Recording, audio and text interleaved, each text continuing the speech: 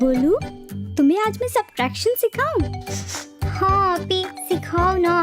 मेरे सब दोस्तों को आता है और मुझे अभी तक एडिशन ही आती है जो आपने पहले सिखाई थी। अच्छा, सोचो यहाँ पर अप्पू अपनी शॉटगन ले आए और वो जो सामने 8 फाख्ताएं बैठी हुई हैं, इनमें से एक का शिकार कर लें, तो दरख्त पर बाकी कितनी फाख्ताएं रहेंगी? अच्छा, 8 बैठी थी, एक का शिकार हो गया। हाँ मैं जानता हूँ। हाँ 7 बचेंगी। देखा, दरख्त पर कोई भी नहीं बचेगी, गोली की आवाज से सब उड़ जाएंगी।